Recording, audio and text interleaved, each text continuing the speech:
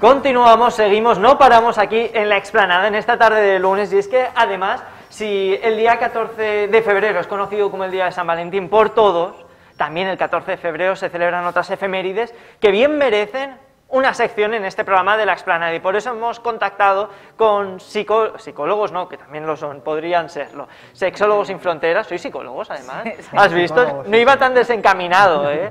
Sexólogos Sin Fronteras, Irace, Jorge, muchísimas gracias por venir. Y es que hoy, para aquellos que no lo sepan, que alguno habrá, algún despistado, hoy es el Día Europeo de la Salud Sexual.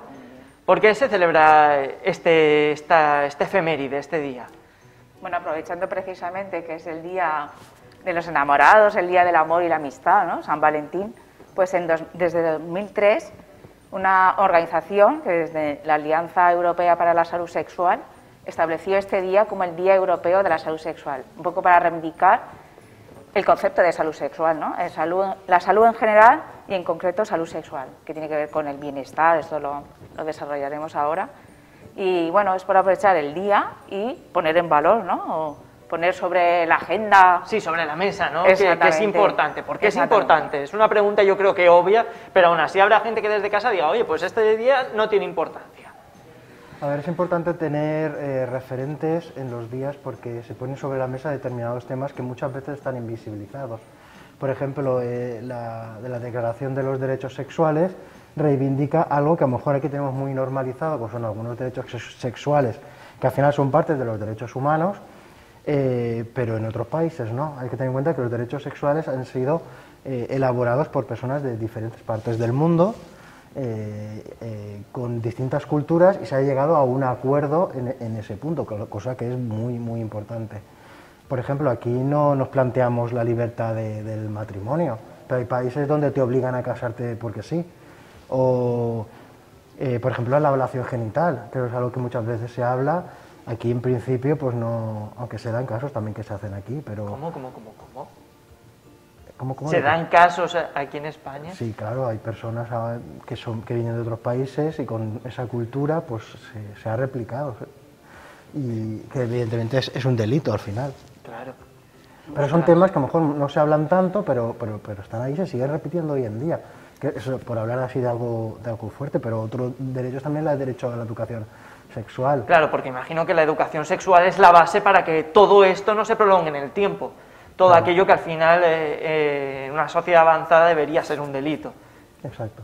Los derechos sexuales han tenido un avance porque, bueno, vemos que a lo largo del tiempo se está avanzando en muchas materias, también en esta, a lo largo del mundo. Ha habido un cambio de derechos sexuales desde los 18 derechos sexuales iniciales, ¿no?, hasta los 16 que hay actualmente. Se van de 11 a 16 de matemáticas, es que somos de letras. Ostras, a mí me pasa lo mismo, ¿eh? No os preocupéis, en este programa somos de letras, el público os perdona. No, yo de letras no soy, pero... ¿No? ¿Tampoco? ¿Pero se te dan bien las matemáticas? Bueno, regular. ¿Ves?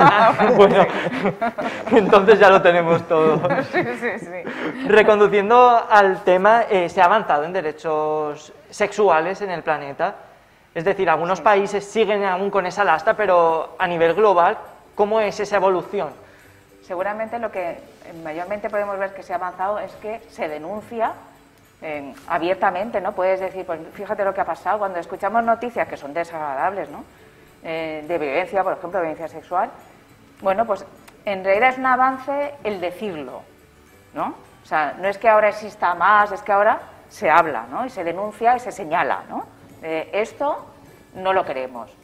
Y lo que pasa es que queda avanzar en educar en positivo, en el sentido de dar la sensación que es para que el enfoque es como que no queremos que esto ocurra, pues vamos a ver, como nos preocupa algo, vamos a ver si hacemos.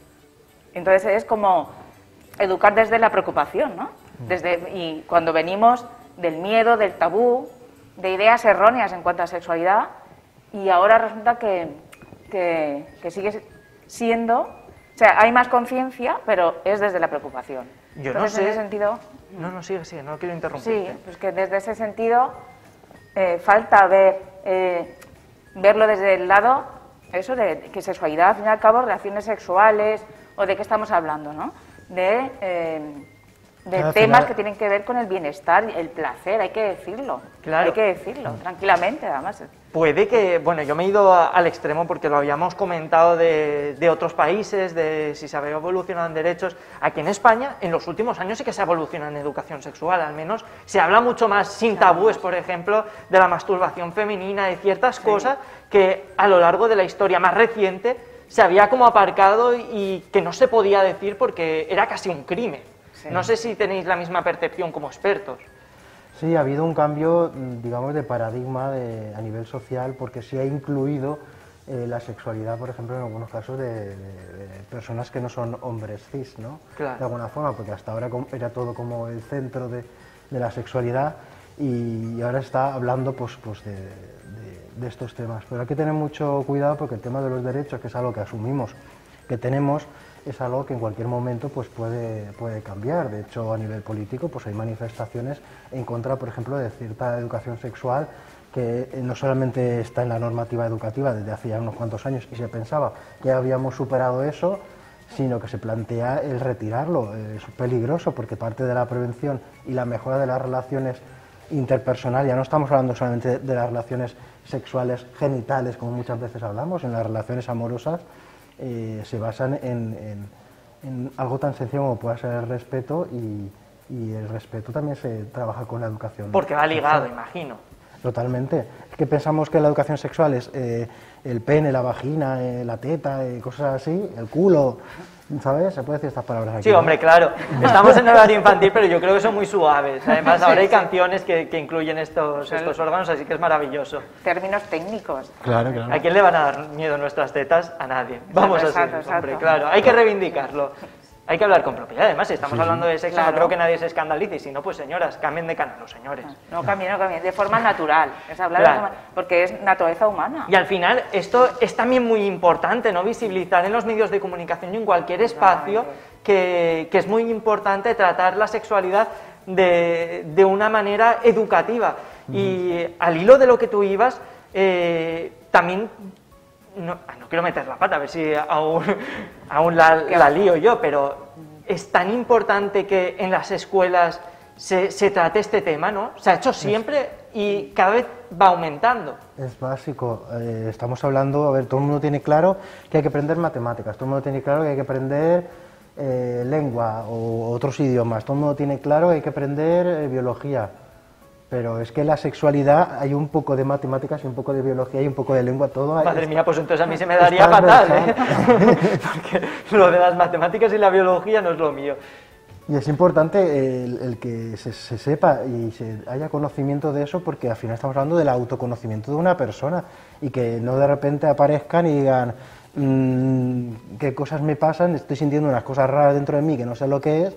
Y a lo mejor es algo que es totalmente normal, como por ejemplo la excitación, que es algo que sí decimos que es normal, pero las primeras veces que una persona siente excitación, los adolescentes sienten excitación o tienen poluciones nocturnas, no saben lo que es y dicen que tengo ahí pus o qué es lo que tengo. Claro, y el problema es que quizás la herramienta que en el siglo XXI se ha instaurado para resolver las dudas es Internet, es el señor Google, y quizás no es la respuesta óptima para esto, ¿no? Porque muchas veces, pues todos lo sabemos, en Internet hay respuestas erróneas. No sé si estáis de acuerdo conmigo. Siempre que buscas en Internet siempre sale cáncer. Claro, ¿no? es lo que iba a decir, te digo, tú tecleas cualquier cosa y te pone cáncer, o por ejemplo, coger la pornografía como referencia a lo que es el sexo, quizás no es lo mejor. Pues no, este es un tema que siempre hemos estado hablando desde nuestra entidad, que es la pornografía. Bueno, por un lado, tampoco queremos ser críticos, queremos que la pornografía puede ser un elemento positivo si se enfoca bien, pero es como cualquier instrumento. Por ejemplo, un cuchillo es bueno o es malo, pues si lo usas para matar a una persona es malo, si lo haces para cocinar es bueno. La pornografía es exactamente igual. Si sabes cómo utilizarla y tienes conocimiento, puede ser un elemento interesante para el autoconocimiento, incluso para utilizarlo en pareja o a nivel grupal. Y a nivel de satisfacción sexual, pero si no hay una educación previa sobre qué es esos vídeos, ¿no? Pues puede ser problemático porque estás aprendiendo sin un filtro, ¿no? Exactamente. Además es que siempre pensamos de la pornografía, un tipo de pornografía que es audiovisual, con unos modelos, unos estereotipos, Y entonces cuando resulta que pornografía al fin y al cabo es una expresión más que a través de distintas vías, ¿no? Artísticas, en el sentido de puede ser literatura pornográfica. Tú estás leyendo y ¿quién va a decir qué hay detrás de quién escribe? Porque se relaciona bastante, a lo mejor yo también voy a liarla ahora con lo que voy a decir, o sea, en el sentido de, si dijéramos literatura pornográfica, ¿quién iba a llevarse las manos a la cabeza? Pero cuando decimos pornografía, que se relaciona con material audiovisual y que esos estereotipos muestran una sexualidad que la crítica es hacia quién está detrás de la creación de ese material. Bueno, pues entonces eso es lo que habrá que cambiar, porque la pornografía en sí, sexo explícito y excitarte, ¿dónde está el problema ahí, no? Y te puedes excitar a través de o figuras, esculturas pornográficas. Revistas, que antes había, ahora Claro, ya están o sea, desapareciendo, pero oye, que también han existido y Claro, exactamente. era una forma de pornografía. Lo que Sí. pasa es que antes para poder ver la pornografía te tenías que irte al videoclub. Ay, Dios mío, ¿os acordáis? Que había como una puerta que se abría así y Pero ahí... todo oculto, ¿no? Claro, Todo ahí, sí, ¿sabes? era como el lado más oscuro, ¿no? Sí, Todo el mundo sí. tendría vergüenza de O entrar. sea, la sexualidad hay que quitarle, hacer justicia con la sexualidad humana y quitarle todos esos elementos de oscurantismo y vergüenza y tabú Y al final todos lo practican, o la gran mayoría de personas, porque entra dentro de la naturaleza humana. Exactamente, el deseo, el relacionarnos, compartir sensaciones, de eso se trata. Es que a veces el debate está con ver pornografía o dejar que vean pornografía y no. Yo creo que estamos más allá de eso, o sea, ya se asume que se ve pornografía incluso a edades bastante tempranas. La pregunta no es tanto sin ver o no pornografía, porque no puedes poner puertas a internet. O sea, incluso en las redes sociales haces un clic y puedes ver pornografía Sí. al siguiente... Ostras, Sí, sí, esto es en verdad. Twitter, vamos, o sea, lo tienes ahí, en abierto. Yo no Claro. sé si es que no tiene la Claro. misma censura que el Facebook, pero Por Twitter eso nos hace lo centramos que más quiere. en el hecho de la educación, o sea, asumimos Sí. que van a ver pornografía, pues si Pero van a tener el verla, contrapeso, ¿no?, de la claro, educación. vamos a poner un debate sobre eso, que sepan que están actuando, que sepan la influencia de esas actuaciones, cómo les puede afectar, todo eso es importante tenerlo en cuenta.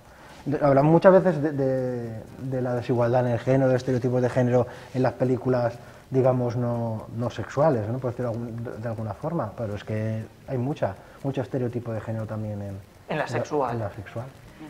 Dicho esto, no quiero pasar por alto que hoy, día 14, precisamente a las 12, habéis tenido acto en Valencia donde ha acudido el presidente. ¿Queréis contarlo así de manera muy resumida para que la gente también sepa que, bueno, que aparte de nuestras reivindicaciones aquí, desde el Plató de la Esplanada, en Valencia, en la capital de la comunidad, también se ha celebrado un acto para dar un poco altavoz de estas reivindicaciones propiamente Sí, sí. dichas? Pues Vicente, como muy bien dices, Vicente Bataller es el presidente de Sexólogos Sin Fronteras.